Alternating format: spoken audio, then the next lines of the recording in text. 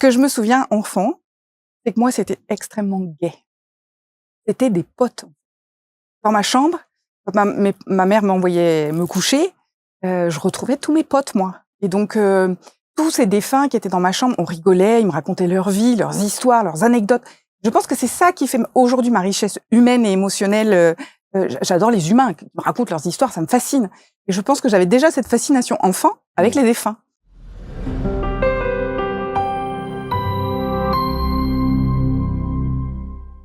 Merci de nous avoir choisis et merci d'être aussi fidèles. Vous savez qu'on a passé un cap avec plus de 130 000 aujourd'hui. Alors à l'heure où on enregistre, en tout cas, 130 000 abonnés en l'espace de 3 ans, c'est assez considérable. Et je vous remercie infiniment, solennellement, auprès de tous ceux et celles qui nous suivent. Et merci à ceux qui s'installent aussi sur ces canapés et qui viennent humer un peu l'ambiance, l'atmosphère de ce petit studio, comme le fait notre invité d'aujourd'hui. Lana Hama est installée ici, toute de Toulouse venue.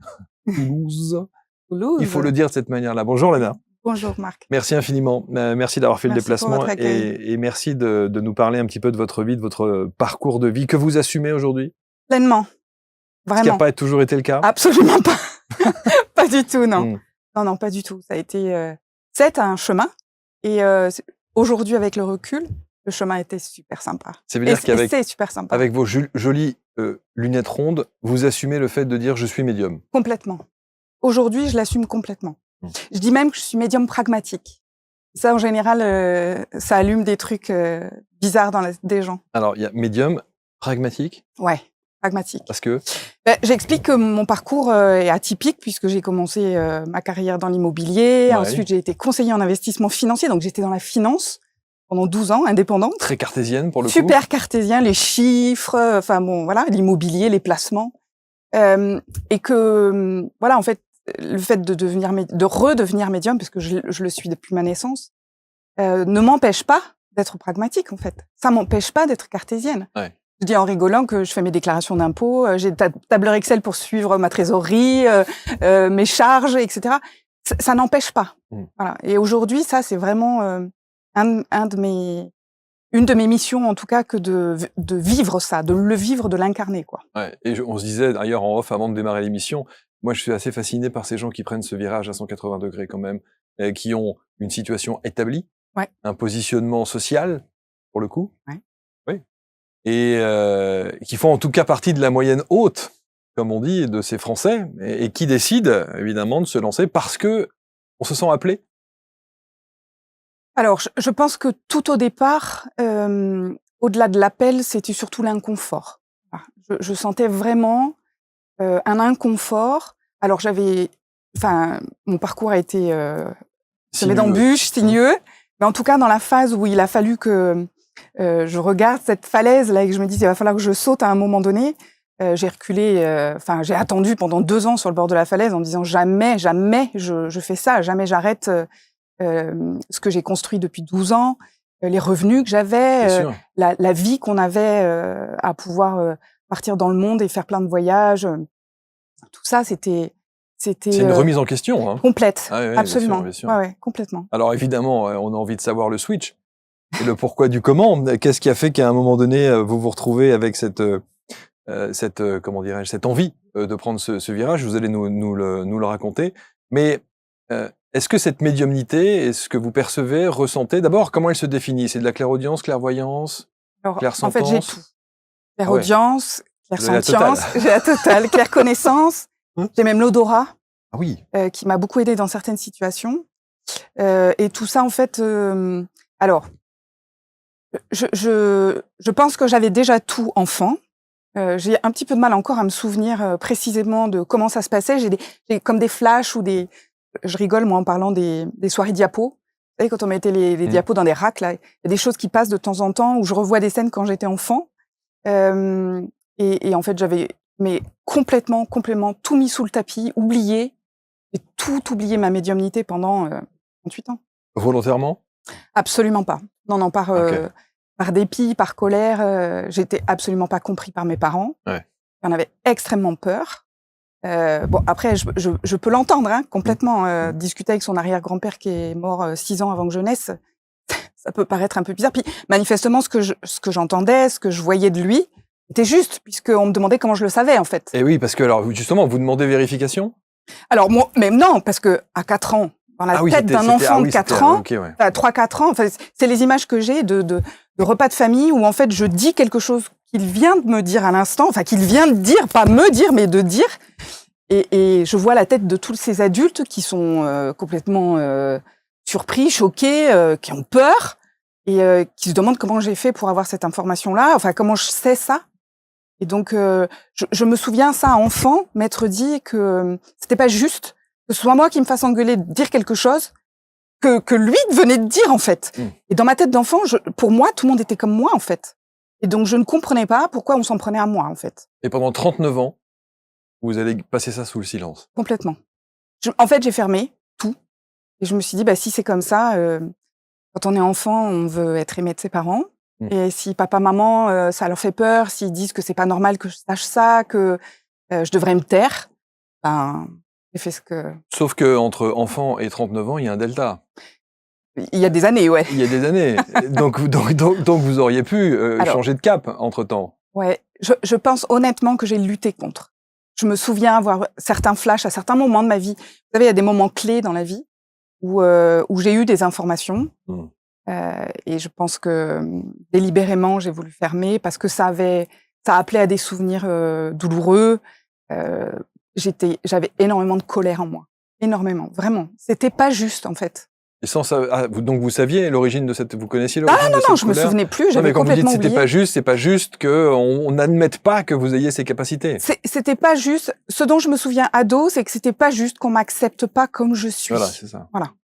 Sans savoir définir ce que je suis, hein. J'aurais pas mis de mots, j'aurais pas compris, en fait. Alors, vous auriez pu quand même, en étant justement ado, jeune femme, vous auriez pu exploiter dans votre coin, sans avoir effectivement à dire les choses et sans avoir à le mettre sur la place publique, en tout cas en famille. Oui. Alors, en fait, je l'ai fait par petites touches comme ça. C'est ce que je raconte dans mon premier roman. Je l'ai fait notamment avec la mère d'un de mes ex-petits copains de l'époque, qui, elle, qui s'assumait beaucoup plus. Donc, on a fait du spiritisme, on a fait du tirage de cartes, on a fait des choses. Mais c'était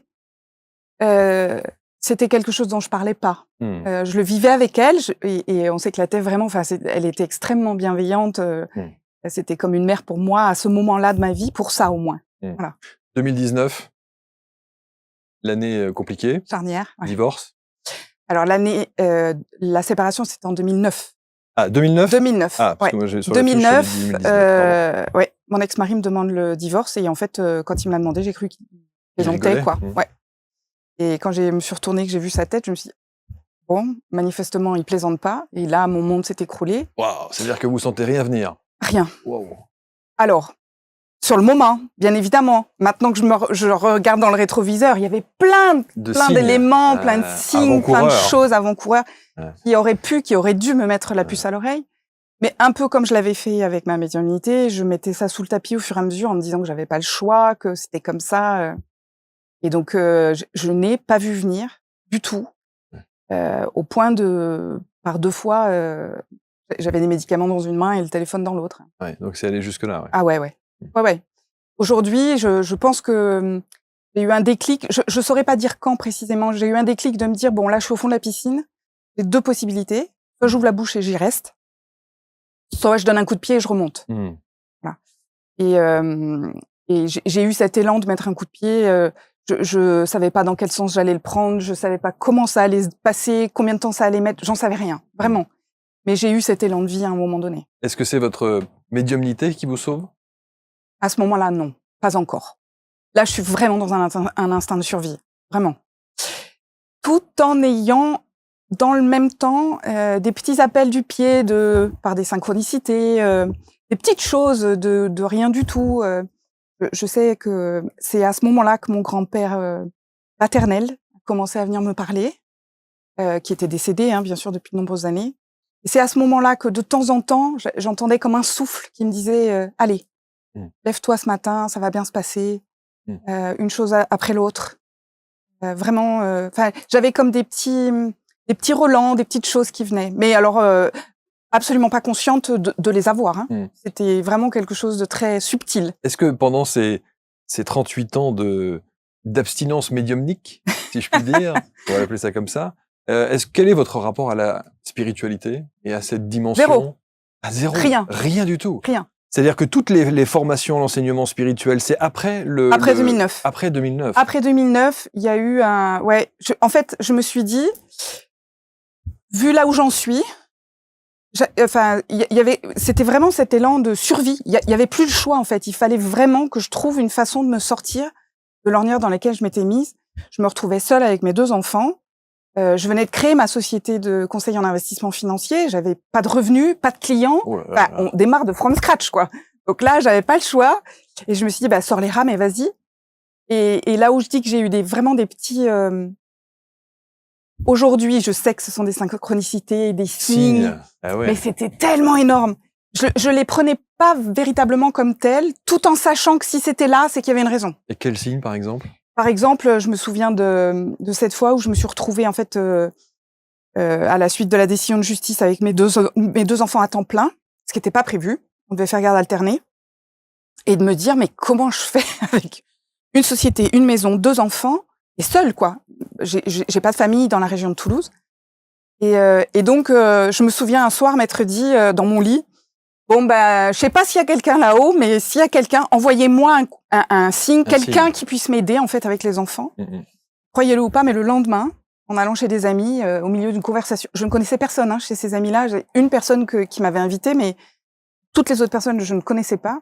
Et au fil d'une conversation, j'entends que une famille venait de repartir en Allemagne et la nourrice était donc disponible parce qu'elle se retrouvait sans boulot.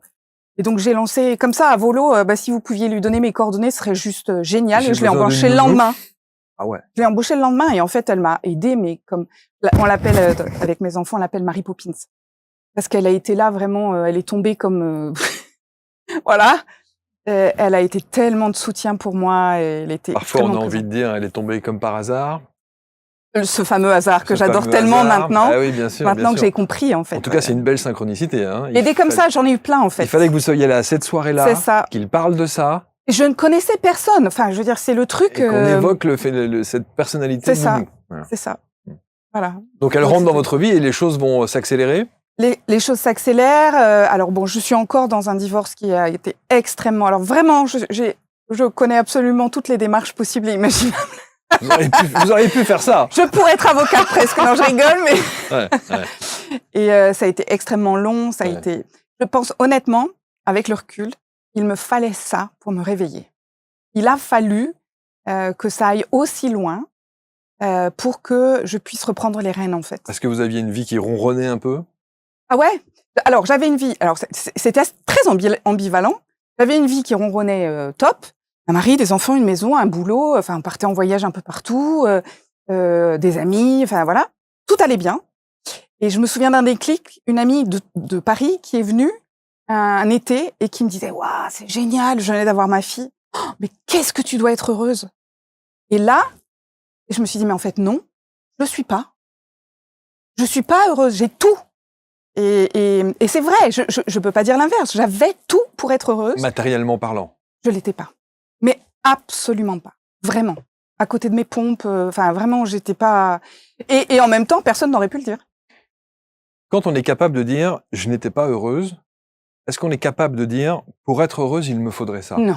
Non. C'est pas aussi simple que ça. Moi, ça m'a pris des années avant de savoir. Des années. En fait, j'étais anesthésiée. Voilà. Je me suis fait anesthésier tout au long de ma vie. Alors, après, j'ai fait d'autres découvertes encore plus tard. C'est ce que vous allez nous raconter pour justement cet enseignement spirituel, tout ce que vous allez faire. C'est le tour du monde presque. Vous allez faire deux fois le tour du monde en saut de puce. Ouais. Alors à chaque fois, je revenais à Toulouse parce que j'avais mes enfants, mais ouais. En fait, j'étais comme, oui, anesthésiée. C'est ça. Je vivais ma vie de façon automatique. Voilà. J'avais fait des études, des grandes études. Ensuite, parce que mes parents m'y avaient poussé, j'étais heureuse de le faire, mais bon voilà, je me suis mariée, j'ai eu des enfants, enfin ça s'est déroulé comme ça se déroule dans les films, dans les familles lambda. Dans les familles lambda. Voilà. Et jamais, à aucun moment, je me suis posé la question de savoir si j'étais heureuse ou pas, en fait. J'enchaînais les étapes sans me poser de questions, vraiment aucune. Et la séparation en a été une, certes, il y en a eu d'autres, parce que La vie m'a pas épargnée et ça a été compliqué pendant de nombreuses années. Mais je crois qu'à partir du moment où j'ai eu décidé que ça prendrait le temps que ça prendrait, mais j'irais mieux, là, je me suis vraiment donné les moyens, en fait. En tout cas, vous avez été combative. Oui. Mon enfance m'a aidée pour ça aussi. Ouais. Ça, c'est un truc que j'ai découvert beaucoup plus tard, mais oui, et puis peut-être que c'est aussi mon caractère, je ne sais pas. Mais en tout cas, il y a aussi une question de survie. C'est surtout il y a les ça, enfants, en fait. Il y a tout le monde. Enfin, Exactement. dire, C'est surtout ça, en fait. On peut pas se laisser J'avais aller, pas le choix. Voilà. Il y a eu un moment donné, j'avais pas le choix. Bien sûr. Avec le recul, je vois aussi à quel point je suis pas restée dans le j'ai pas le choix. Et je vais pas bien. J'ai vraiment posé des actions, en fait. Ouais. J'ai vraiment. Oui, je me suis pris en main et j'ai investi énormément d'argent dans ces formations, dans les voyages que j'ai pu faire. Et je savais à chaque fois exactement pourquoi j'y allais. Donc ça s'est réveillé à ce moment-là, en fait, les intuitions. En quelque sorte. Ouais. Petit à petit, c'est revenu. On appelle ça parfois le pouvoir de l'intention. Oui. Est-ce que vous avez mis en place un pouvoir de l'intention et comment vous le définissiez? Je pense au moment le plus critique de la situation du divorce, je me suis dit à moi-même que plus jamais personne ne déciderait pour moi ce qui était juste pour moi, ce qui était OK pour moi. Et donc du coup, j'ai posé des actions qui moi me faisaient vibrer, des choses que j'allais enfin faire, mais pour moi. Comment? Eh ben en posant, je me souviens d'une fois où je me suis posée avec une feuille blanche et puis je me suis dit OK, tu te contrains de rien, tu t'arrêtes de rien, tu t'auto-satures de rien et tu mets tout ce que tu aimerais faire. Donc vous listez? J'ai listé. Okay. Aujourd'hui, j'appelle ça la liste du réservoir. En fait, c'est tous ces trucs qu'on aimerait pouvoir faire ou qu'on aime faire et qui peuvent nous remplir, en fait. Certains, pardon, excuse-moi, certains disent, certains font cette liste-là en se disant tant que je n'ai pas coché toutes les cases de la liste, c'est que je n'ai pas atteint mon but. Ouais. Alors, ça, bon non, j'ai pas de but, moi. Moi, c'est le chemin qui est important. Et en fait, pour moi, le but, c'est la fin, et la fin, c'est les 4 planches, quoi. Donc moi, j'ai pas envie que ça s'arrête. J'ai envie de continuer. J'ai envie d'apprendre plein de trucs. J'ai envie de vivre plein de choses. J'ai envie de partager plein de choses. Alors, revenons sur ce pouvoir de l'intention. Et donc, je me suis dit, voilà, ça fait des années que tu vis pas pour toi vraiment, que tu vis pour les autres, que tu vis pour tes rôles, le rôle de l'épouse, le rôle de l'amante, la mère, la fille, la sœur, voilà. Là, si tu devais te poser, qu'est-ce que t'aimerais faire? Et en fait, j'ai fait une liste. C'est super dur à faire. Parce que le mental, il prend le relais constamment en disant « T'as pas les sous, c'est trop loin, t'as pas le temps, nanana ». Enfin, il trouve plein d'excuses pour pas le faire. Mais j'ai tenu bon et j'ai noté un certain nombre de choses en me disant « Je sais pas si un jour je pourrais le faire ». Et presque je m'en fous, en fait. Mais voilà ce que j'aimerais faire, voilà qui j'aimerais rencontrer, voilà le lieu dans lequel j'aimerais aller, voilà ce que j'aimerais vivre, parce que c'était pas que des lieux ou des personnes, mais c'était aussi j'ai envie de vivre telle expérience. Et encore aujourd'hui, hein, je coche des trucs en me disant mais te rends compte, tu l'as mis il y a je sais pas combien d'années. Et combien il y avait de points? J'ai pas compté. C'est vrai. Franchement. Il y en avait beaucoup. Ouais. Et je l'entretiens en fait. Je continue à le faire ça. Ouais. Je continue à me faire des listes de trucs que j'aimerais pouvoir faire. Vous pensez que le pouvoir de l'intention donc déjà commence par le fait d'écrire comme ça, d'écrire noir sur blanc. Alors après, moi c'est écrire. Ouais. Il y en a d'autres, ça peut être de le dire. Il y en a d'autres, ça peut être voilà. En tout cas, vous l'avez fait en conscience.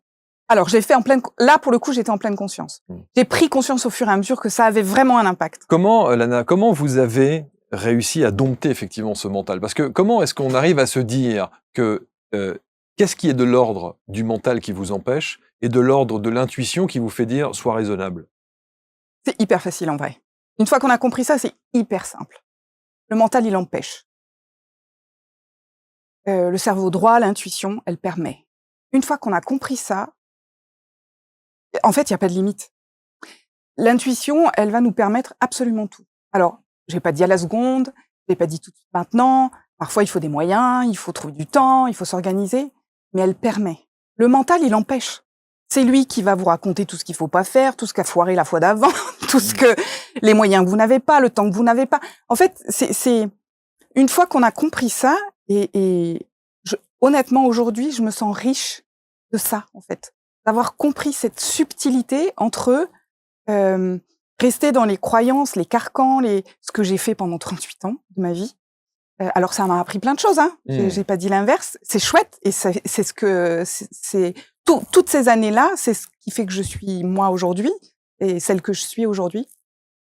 Mais depuis que j'ai compris que l'intuition, c'est pas un truc barré, c'est pas un truc qu'il faut pas, c'est pas un truc qu'il faut limiter du tout. Enfin, on entend des choses, ici, vous en entendez plein, des C'est choses sûr. comme ça. Et En parfois, fait, tout est son contraire. Hein. Parfois, tout est son...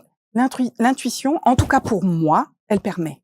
C'est-à-dire qu'elle autorise, elle ouvre des possibilités et des trucs qu'on n'aurait jamais pu imaginer avant. Alors, c'est ça qui est intéressant et je voudrais qu'on s'attarde un instant sur cette histoire d'intuition. Est-ce que l'intuition, parfois, peut vous faire comprendre que ça n'est pas la bonne voie? Oui, bien sûr.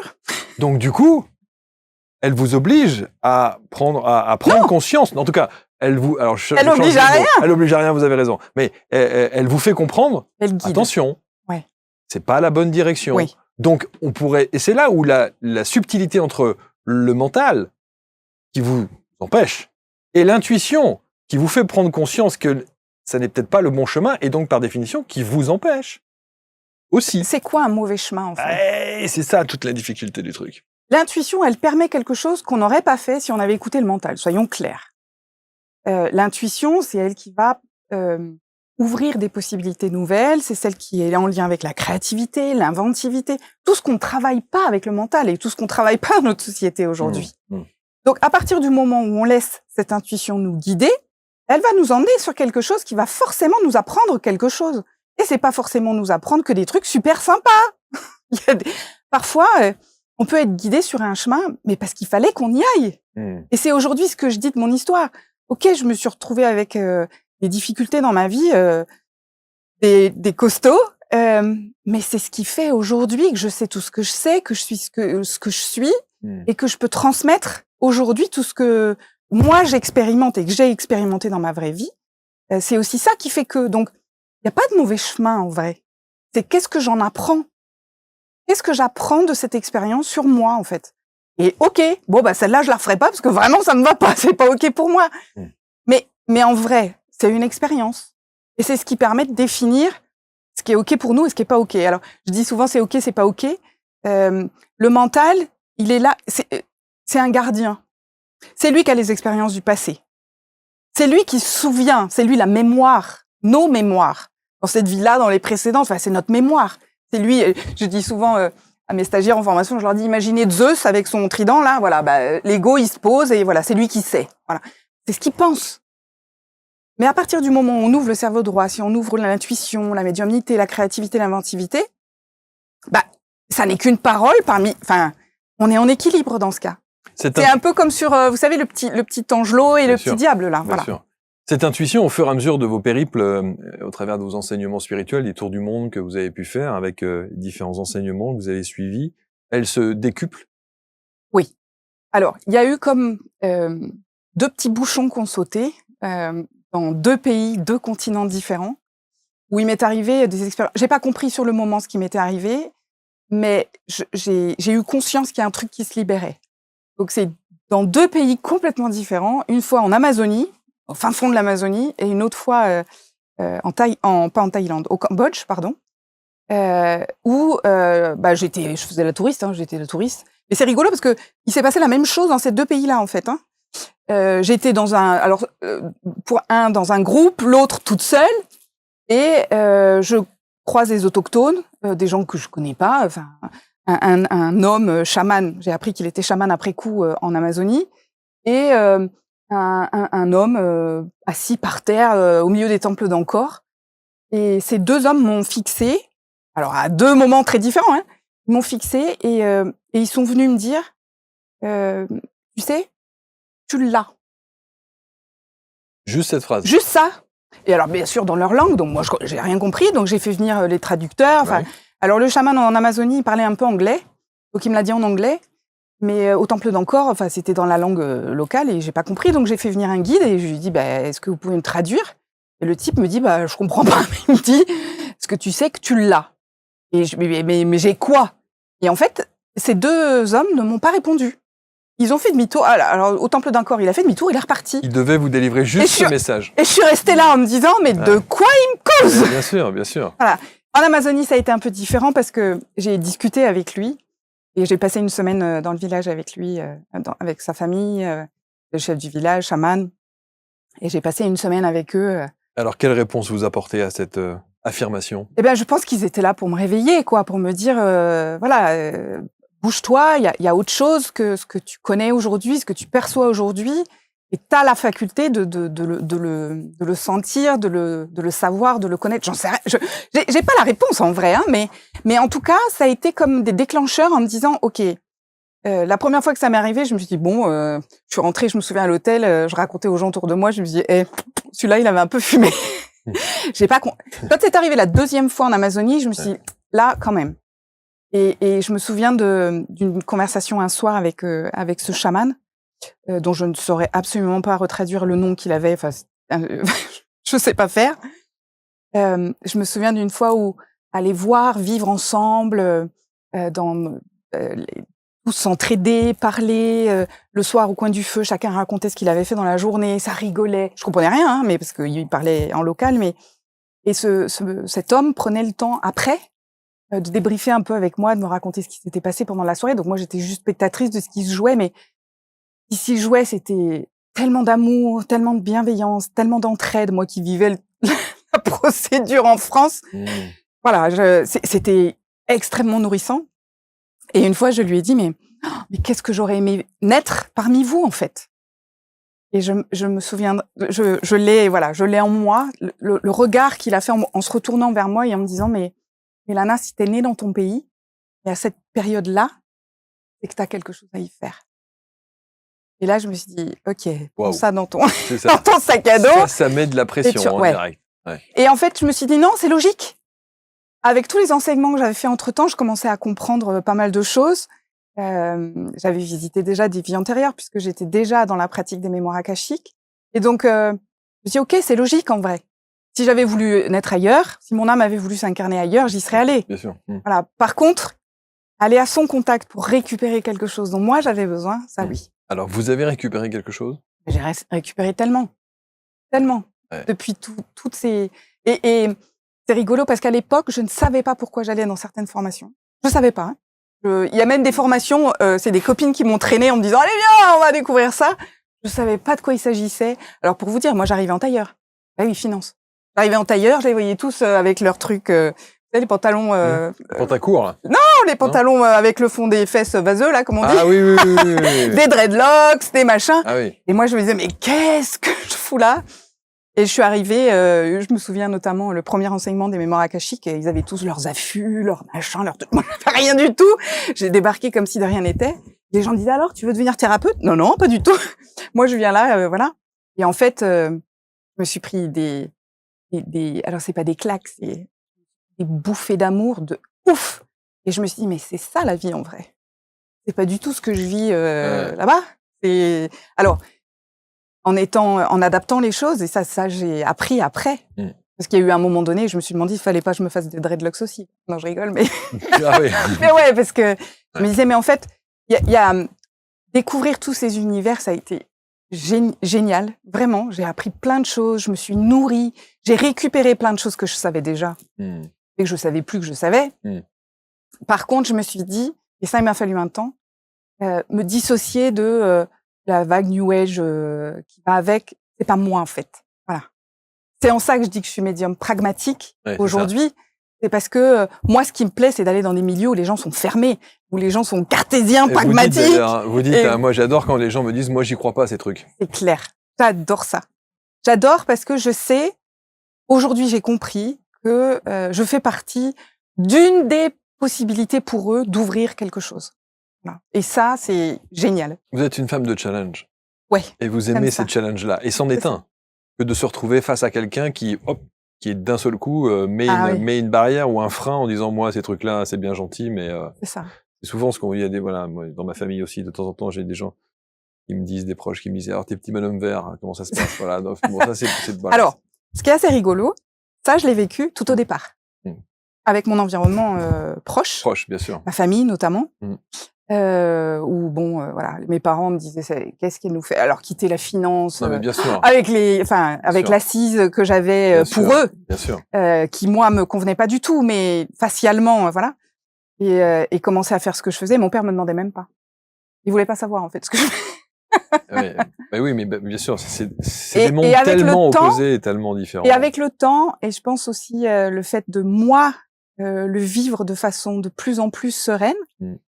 il m'a fait un beau cadeau juste avant de partir. Alors, il y a aussi, un élément qui est important parce que vous allez découvrir effectivement le monde des annales akashiques, hein, Oui. et puis tout cet univers de spiritualité qui va vous conforter dans l'idée de vous dire qu'effectivement vous êtes une médium pragmatique, mais vous allez apprendre aussi d'autres choses, peut-être que vous n'auriez pas nécessairement, heu, aimé savoir.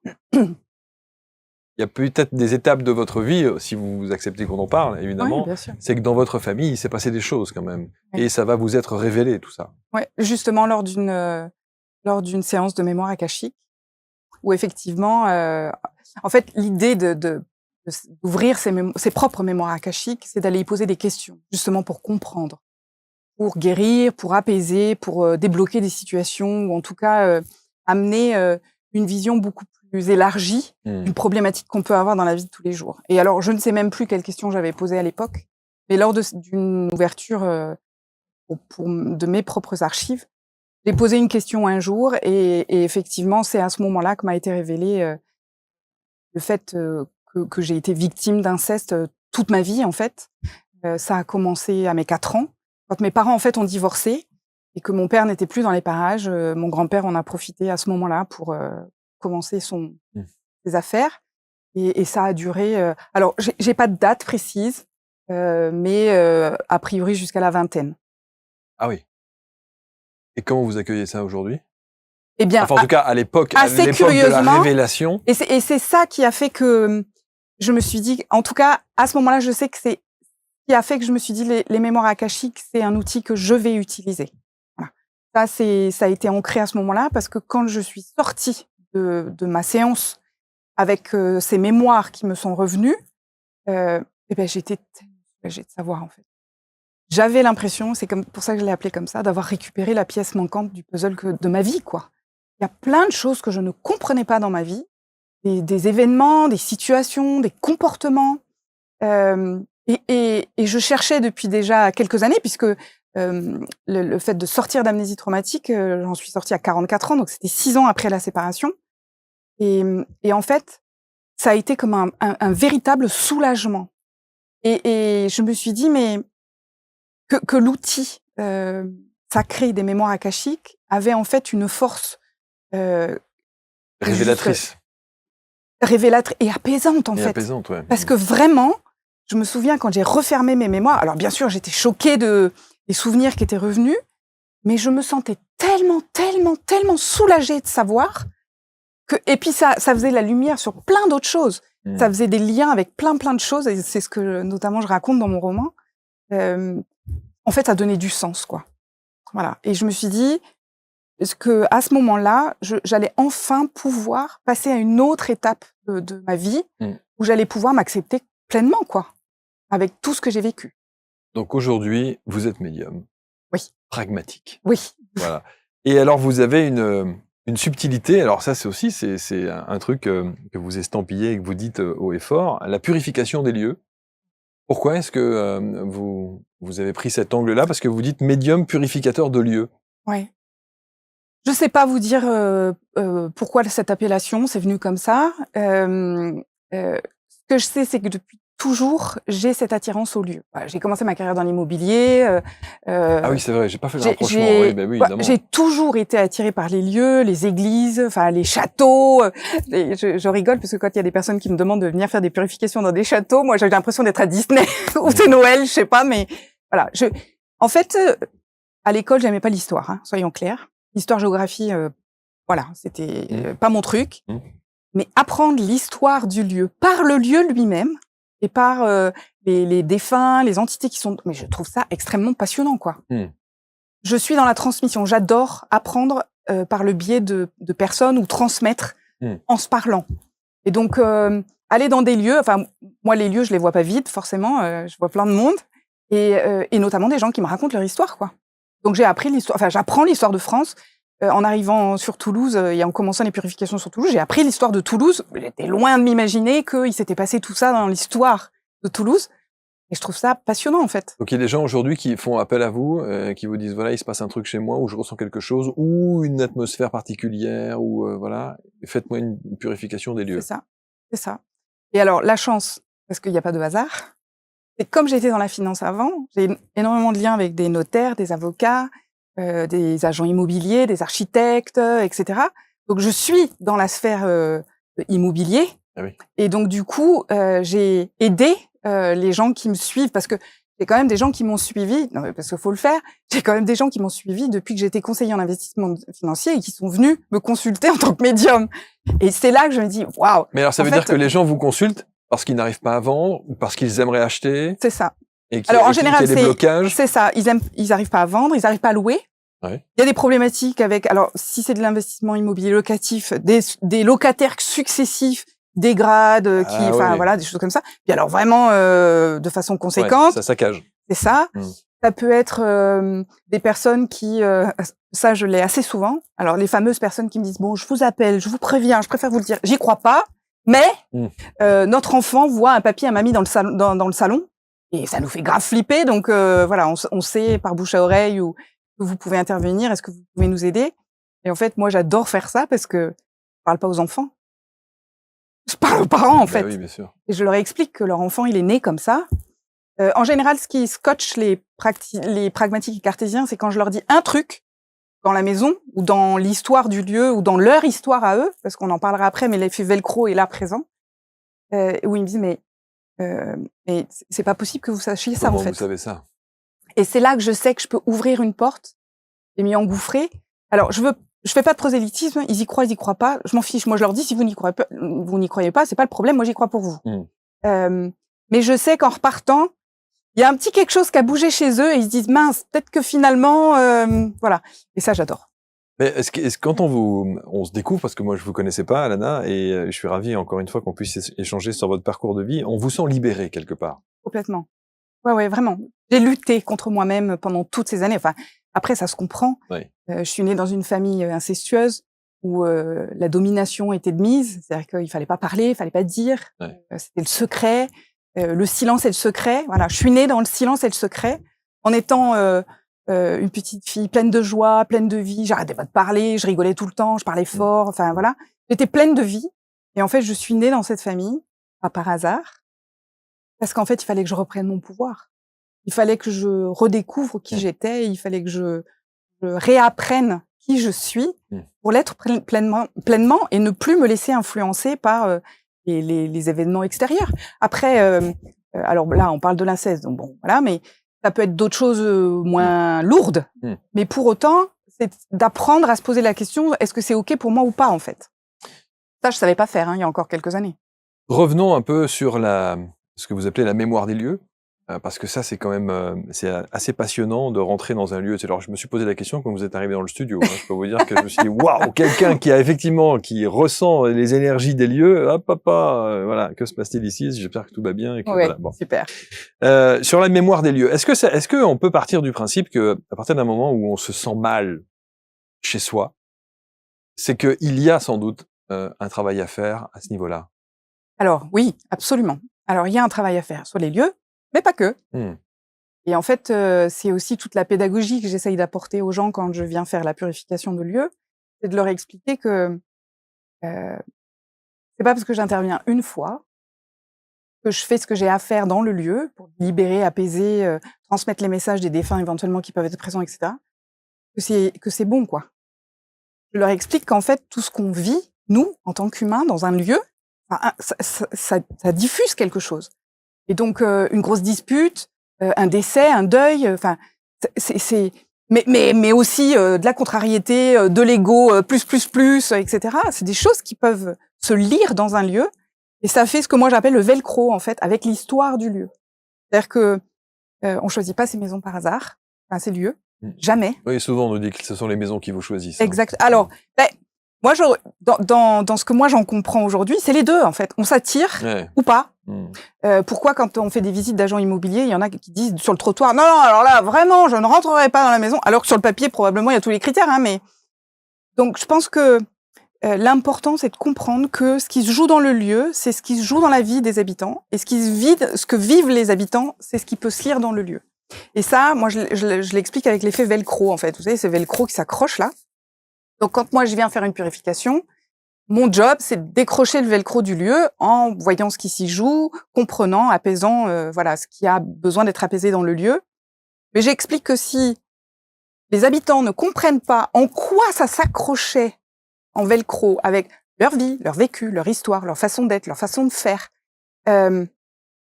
j'ai beau détacher, moi, la partie du lieu, il y a de très fortes chances pour qu'il y ait autre chose qui se raccroche dans pas longtemps. Donc ça veut dire qu'ils doivent cheminer aussi, eux. Absolument. Et je trouve que pour toucher des cartésiens pragmatiques, passer par le lieu, ça permet quelque part, pour ceux qui m'appellent en me disant « bon, j'y crois pas, j'ai besoin de vendre ma maison », de rentrer par le biais de la maison pour leur faire comprendre aussi des messages à eux, en fait. Et donc, les purifications, souvent, ça se passe avec aussi les habitants. De manière très concrète, une purification, ça se déroule comment? Il faut compter entre 1 heure et 1 heure et demie. Je dis en rigolant aux gens, je fais un premier tour de la maison comme un agent immobilier. Je me fais visiter. Alors, je suis avec ma sauge, mais la sauge, c'est pour moi, c'est pas pour la maison. Donc, je fais le tour de la maison. J'appelle ça comme ça. Je sors mes antennes pendant le premier tour. Ce qui me permet, moi, de me poser, de voir ce qui se passe, de ressentir, d'entendre, de voir, enfin, tout ça, de mettre vraiment tout en off, en on. Et puis, lors du deuxième passage, alors, c'est assez rigolo parce que je dis aux gens, voilà, observez-moi pendant que je fais ce premier tour, parce qu'il y a peut-être des endroits où je vais m'arrêter, on en discutera après, où je vais vous poser une question à un endroit précis, et on en parlera après. Et quand on fait le deuxième tour, c'est là que, alors, je demande aux gens, parce que j'ai fait des formations où on est allé me chercher un peu trop loin, le truc un peu trop loin, j'étais pas prête. Ça, j'ai trouvé ça violent. Donc aujourd'hui, j'ai cette démarche de dire aux gens jusqu'où je vais dans ce que je peux vous dire. Ok. Voilà. Jusqu'où vous me permettez d'aller. Voilà, exactement. Et c'est ok pour moi. Je leur dis de toute façon, même si je dis rien, je vais le faire. Hein, je vais faire ma partie. Donc c'est pas le débat. Et vous pouvez faire sans avoir à dire? J'ai jamais eu besoin. Okay. En fait, j'ai beau dire aux gens, si vous voulez pas savoir certaines choses, dites-moi. Et même les plus cartésiens pragmatiques, ils veulent savoir. Ils veulent poser des questions, ils veulent. Voilà. Oui, évidemment. Et ce qui est génial, c'est qu'il y a toujours un moment donné où du coup, c'est vraiment un échange, une conversation. Et je me souviens de cette femme qui, j'avais fait un premier tour, je m'étais arrêtée à un endroit très précis. Et quand j'ai fait le deuxième tour, enfin quand j'allais pour débuter le deuxième tour, elle m'a arrêtée de suite. Elle m'a dit alors, vous vous êtes arrêté à tel endroit dans le salon, je veux savoir pourquoi, parce qu'elle avait une idée derrière la tête en fait. Et donc j'ai raconté le pourquoi. Il y avait un défunt en fait qui faisait les 100 pas devant un mur de briques. On est à Toulouse, devant un gros mur de briques. Il faisait les 100 pas et comme s'il cherchait quelque chose. Donc je lui décris ça, je lui dis. Et là alors je l'ai raconté c'est une des anecdotes de mon deuxième livre. Et en fait elle me raconte que parce que je lui dis il cherche quelque chose et là elle devient livide, blanc. Elle me dit mais en fait, à cet endroit précis, on a trouvé un trésor dans le mur. En fait, quand on a fait les travaux, on a trouvé une poche avec 2 piécettes d'or, qui datent de 500 ans en arrière, je crois. Ah ouais. Et c'était précisément à l'endroit où je lui avais dit. Et donc du coup, elle était juste estomaquée. Et ensuite, bien évidemment, quand il se passe ce genre de choses, après, les personnes sont très enclins à poser des questions, comprendre, voilà, savoir ce qui se passe dans le lieu et pourquoi ça a un lien avec leur vie. Combien de fois les gens m'ont dit mais tout ce que vous venez de dire là, de ce qui se passe dans la maison, est-ce que ça peut être ma vie aussi, ce que vous venez de dire? Et en fait, c'est là que j'explique l'effet velcro, quoi. Est-ce qu'il vous est arrivé de dire peut-être à des gens, à des propriétaires, il faut pas rester là? Alors, je le dis pas tel quel, mais alors j'ai pas un souvenir précis là comme ça, mais si ça devait arriver, je pense que je le dirais pas tel quel. Et puis surtout, ma pratique a évolué aussi.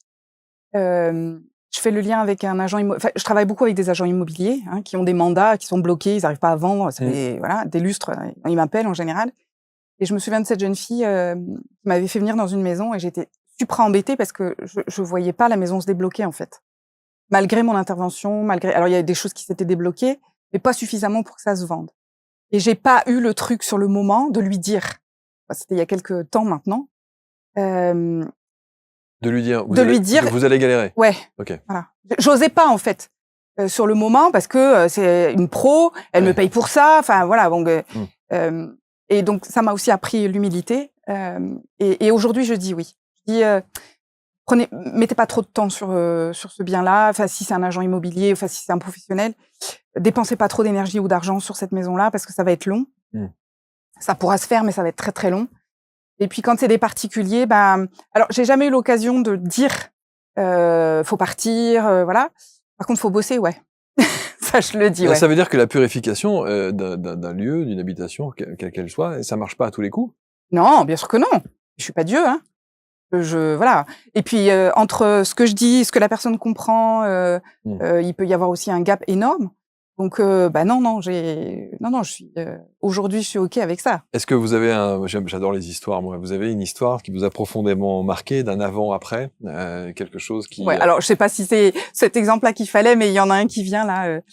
Je me souviens je le salue d'ailleurs, un artisan qui m'avait fait, un artisan peintre, qui m'avait fait venir dans sa maison. S'était séparé, il était pas très bien, il avait des problématiques dans sa vie perso, il se sentait pas bien depuis qu'il était dans la maison, en fait.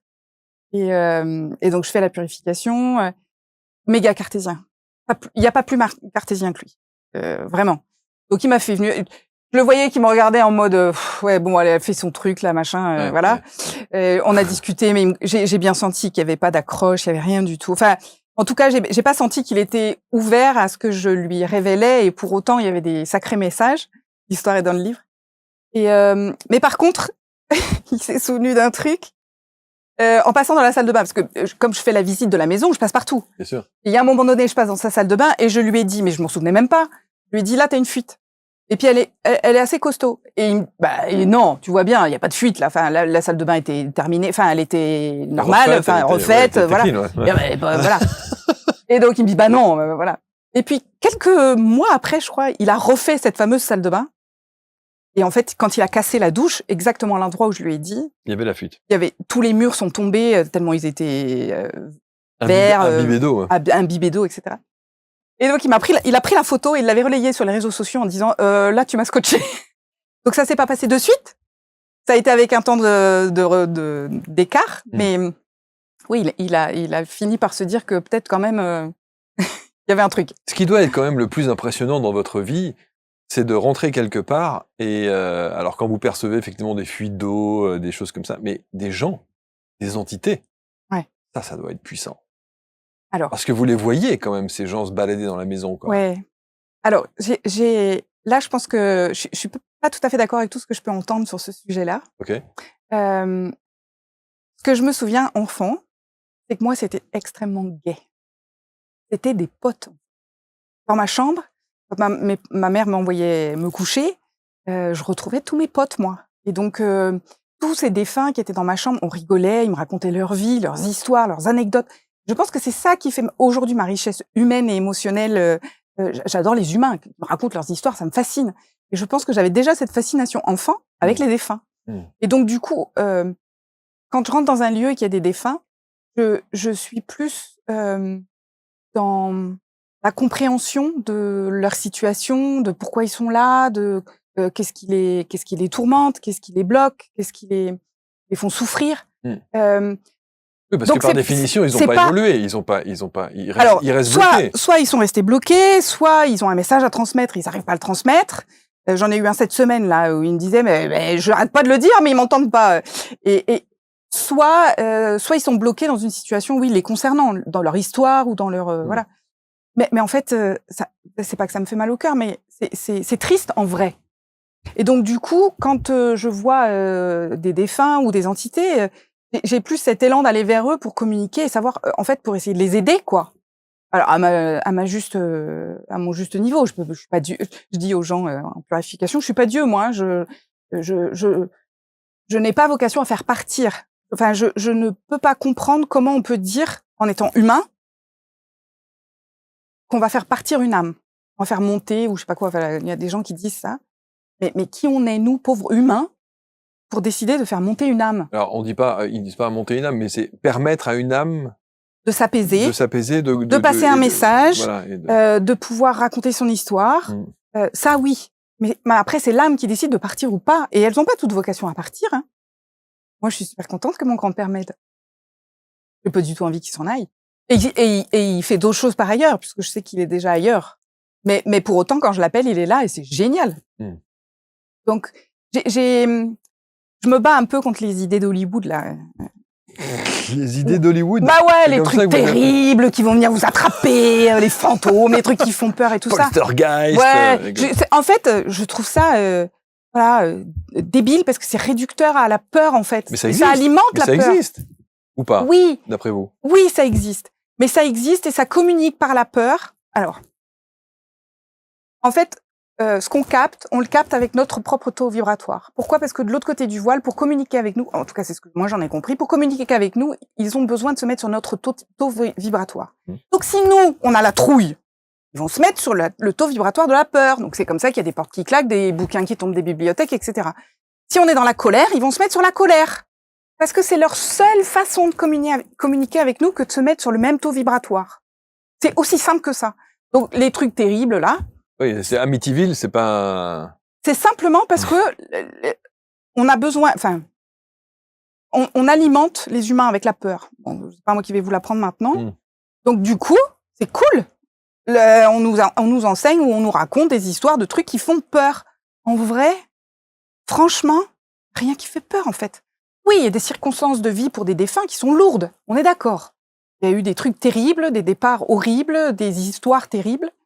Mais à partir du moment où on les écoute, où on veut bien s'ouvrir à ne serait-ce que leur laisser raconter ces histoires-là, eh ben, c'est comme nous, là, on fait du lien, quoi. On crée du lien. En créant du lien avec les défunts, ça peut les apaiser, simplement d'échanger. Moi, combien de fois je rassure des défunts en leur disant que, bah oui, c'est terrible ce qu'ils ont vécu. C'est vrai, ils ont raison. Et ils ont raison d'être en colère. Et ils ont raison de l'exprimer.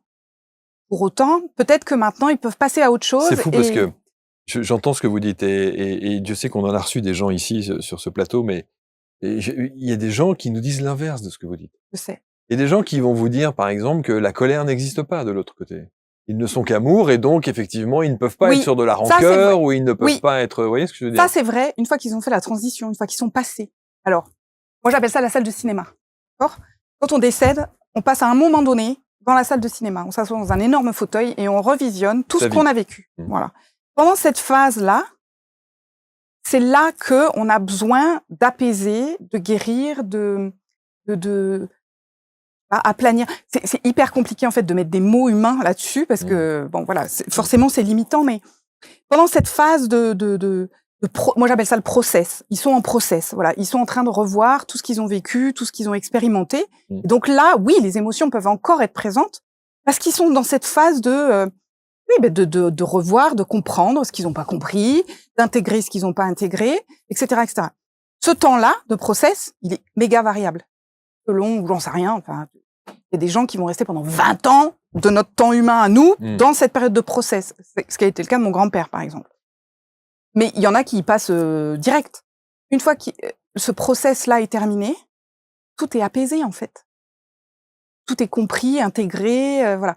Et on peut avoir envie de repartir, enfin voilà. Donc dans ce cas-là, oui, c'est complètement apaisé. Ça n'est qu'amour de l'autre côté. Mais c'est paradoxal avec ce que vous avez dit, c'est-à-dire que vous dites comme ils sont obligés donc ils se mettent à notre niveau de colère si on est en colère, ils se mettent à notre niveau de tristesse si on est en tristesse, de peur si on a la peur. Pour communiquer avec nous. Pour communiquer. Et oui, juste pour communiquer, juste pour entrer en contact avec nous. Ils ont besoin de se mettre sur ce taux vibratoire. C'est pour ça que moi, j'ai jamais vécu de purification terrible et horrible comme j'ai pu en entendre des témoignages de gens qui se font tirer par les cheveux, je sais pas quoi. Enfin, j'hallucine. Enfin, moi, j'y vais avec tout l'amour que je peux avoir pour mes copains de l'autre côté du voile et de simplement les écouter, donner du sens à ce qu'ils ont vécu. Enfin, comme je le ferais pour un humain qui me raconterait un truc qui vient de lui arriver, qui est terrible, quoi. Enfin, et du coup, de se sentir entendu, de se sentir déjà entendu, c'est énorme. Mais de donner du sens, de transmettre les messages ou de faire comprendre des choses aux gens qui habitent dans la maison. Des fois, c'est des défunts qui n'ont rien à voir avec les gens de la maison. Mais comme ils ont un pan d'histoire commun, le défunt veut transmettre un message pour celui qui est en train de vivre le truc dans la maison, là, en ce moment. Et donc, à partir du moment où il a passé le message, moi, je le sens en purification. Ça pèse direct. Et les gens le sentent aussi. Et il y a des défunts qui ne veulent pas que la maison se vende. Il y a des défunts qui ne veulent pas que... Voilà, oui, qui sont attachés. Ou qui n'acceptent pas que ces nouveaux propriétaires arrivent. Complètement. Oui, ça arrive. Et dans ce cas-là, idem, avec beaucoup de douceur, avec beaucoup de bienveillance, c'est d'expliquer que voilà, la nouvelle famille qui arrive va bien s'occuper de la maison, que bien sûr, ils peuvent rester s'ils le souhaitent. C'est de faire du lien, quoi. On a du mal à faire Et vous êtes ce lien. entre humains, exactement. J'imagine direct les commentaires. Comment est-ce qu'on vous consulte? Il faut être sur place, évidemment, par définition. Alors, pas du tout. Non? Le truc génial, c'est que ça marche aussi bien sur photo, mieux même. Pour moi, en tout cas, c'est nettement moins fatigant parce que la purification sur place, alors je le fais à Toulouse et aux environs de Toulouse. Donc là, faut me contacter, faut demander selon la distance, 1 heure, 1 heure et quart, 1 heure et demie max de Toulouse. Et sur photo, quand je vais sur place, c'est extrêmement énergivore puisque pour moi, le fait de faire la purification. Ah oui, bien sûr, ça. Il y a des après-midi entiers, enfin, tout dépend les purifications, mais en général, maintenant, je suis contente parce que je commence à peu près à le sentir maintenant. Je me dis, celle-là, elle va être compliquée. Okay. Donc, je décale, enfin, je m'arrange pour pouvoir récupérer. Sur photo, c'est moins impactant pour moi. Donc, c'est en ça que... Non, photo. Et pas vidéo. J'ai essayé, c'est pas... Ça va pas. C'est pas bon pour moi. Uniquement photo. Une visite virtuelle, en fait, en photo. Okay. Je dis aux gens, vous rentrez dans votre maison, vous fermez la porte, voilà. Clac. Et vous faites des photos de chaque pièce. Quand elles sont grandes, vous faites plusieurs angles. Ouais. Et vous m'envoyez tout dans un fichier le jour du rendez-vous, surtout pas avant. Surtout pas avant. Parce que sinon, je commence déjà à percevoir plein de choses avant, en fait. Ouais. C'est incroyable, quand même. C'est passionnant, vraiment. J'adore. J'imagine que ça doit être fantastique, quand même. Vous devez entendre et voir des tranches de vie. C'est extraordinaire. Honnêtement, c'est aussi touchant de voir ces défunts s'apaiser, pouvoir transmettre des messages, pouvoir être rassuré aussi, parce que parfois, on peut se retrouver devant des défunts qui sont perdus, en fait. Ils sont paumés. Et de les guider, de les aider, c'est super. Et de voir ces gens, moi, j'adore voir ce truc dans le regard de la personne, de dire, mais comme une ouverture à quelque chose, quoi. Que disent vos enfants aujourd'hui, maman, les médiums? Oui, aujourd'hui, ils le disent. Ils le disent, ouais. C'est bon. Ma fille, même, de temps en temps, me dit, bon, il y a madame machin qui va t'appeler parce que... Ouais, c'est ça. Elle peut faire un petit coup de main sur un lieu ou sur quelque chose. Deux petites choses avant de terminer. Les ouvrages, évidemment, on a parlé de celui-ci avec la pièce manquante du puzzle qui retrace... Alors, je suis toujours étonné des gens qui écrivent sous le couvert du roman. Oui. Pourquoi ne pas dire que c'est un livre autobiographique? Parce qu'au moment où c'est sorti, j'étais pas capable de le dire. Okay. Et je l'aurais pas dit comme je le dis là aujourd'hui. Tout ce qui est écrit, c'est mon histoire. Bah évidemment. Donc, ce n'est plus un roman. Et puis le second, qui vient d'arriver, qui est en auto-édition, qui s'appelle « Quand vos murs me parlent », les péripéties d'une médium pragmatique. Et effectivement, alors faut bien noter au fur et à mesure, parce que vous devez avoir des histoires incroyables. Ouais. Alors je me suis mis un petit rituel, en fait, quand je finis la purification et que je me souviens encore, je fais un mémo vocal pour raconter l'histoire. Bah oui. Et en fait, je raconte les histoires des purifications depuis un long moment maintenant sur mes réseaux sociaux et notamment sur Instagram. Et en fait, les gens adorent ça. Et le deuxième livre est sorti comme ça, où en fait, je me suis dit, mais je vais autant sur le premier roman, c'est mon histoire, sans trop aborder la médiumnité, puisqu'à l'époque, c'était pas encore trop d'actualité d'en parler. Mais pour le coup, là, le deuxième, j'explique vraiment ce que j'ai vécu depuis enfant en tant que médium et jusqu'à aujourd'hui. Et puis, dernière question, Ama. Ouais. Alors ça, c'est une histoire... lors d'une des consultations de lecture de mémoire akashique que j'ai fait pour moi, je cherchais un nom, en fait, à utiliser pour ma deuxième vie, mon nom d'artiste. Et en fait, Ama était déjà un nom que j'avais dans une autre vie et pour lequel j'étais guérisseuse par la voix. Ok. Je disais ma voix. Et ce qui est assez rigolo, c'est que cette information m'a été donnée à l'époque. On était 3 super copines. Et en fait, on était déjà 3 sœurs dans une autre vie. Et c'est par le biais de ces 2 autres personnes que j'ai su que je m'étais appelée Lana Ama. Ah, Lana Ama. Donc vous avez repris directement. Lana n'est pas mon prénom de naissance. Mais alors là, on pourrait se dire, bonjour le transgénérationnel. Ben oui. Vous récupérez un nom et un prénom d'une ancienne vie. Alors non, le prénom, c'est moi qui l'ai trouvé. Ouais. J'avais changé de prénom à 24 ans sans savoir pourquoi. C'était une des, vous savez, des petites interrogations que j'avais dans ma vie en me disant, mais pourquoi j'ai fait ça? J'étais incapable de dire pourquoi. Je voulais tourner une page. Voilà ce que j'avais dit à l'époque. Bon, j'ai changé officiellement. Et donc, oui, j'ai soigné mon transgénérationnel. Aujourd'hui, j'ai une relation avec maman qui est extrêmement douce et apaisée, ce qui n'était pas du tout le cas avant de me souvenir de cette histoire familiale. Alors c'est drôle, ça me parle évidemment parce que Marc Leval n'est évidemment ni mon prénom, ni mon nom. Voilà. Donc, et on ne sait pas pourquoi. On a 15 piges, on se dit, non, il faut que je change de prénom et de nom. C'est ça. Et voilà, il fallait. C'est ça. Lana Et c'était écrit comme ça. Et c'était écrit comme ça. Lana Hama, c'est 2 ouvrages que vous trouvez sur Amazon. Oui, absolument. Voilà, qui sont en auto-édition. Et puis, on va vous mettre les liens pour que vous puissiez rentrer en contact avec Lana autour de cette vidéo. Vous avez tous les liens. Parce que je pense que, effectivement, quand on est aujourd'hui dans la quête d'un achat immobilier ou une revente immobilière ou une location ou éventuellement que on ressent certaines choses et notamment des désagréments au sein de son foyer, ça peut être un petit coup de main et plutôt le bienvenu. Hein. Et puis de s'ouvrir à autre chose que ouais. juste le monde pragmatique et cartésien. Et souvent, je dis aux gens, venez développer votre intuition par le biais des formations que je propose aussi pour rééquilibrer en fait votre mode de fonctionnement. Et, moi, la première, il y a encore quelques années, n'était que dans le mental et avec le pragmatisme et tout ça. Et d'ouvrir à autre chose, voilà, ça permet, comme je disais tout à l'heure, beaucoup de choses. Merci Lana. Avec grand plaisir, merci. Merci infiniment. Vous commentez, vous partagez et je suis sûr que vous ne regarderez plus tout à fait votre intérieur de la même manière désormais, mais on attend de voir quels sont les commentaires justement. Merci à tous. On se retrouve pour une prochaine rencontre très rapidement. Salut.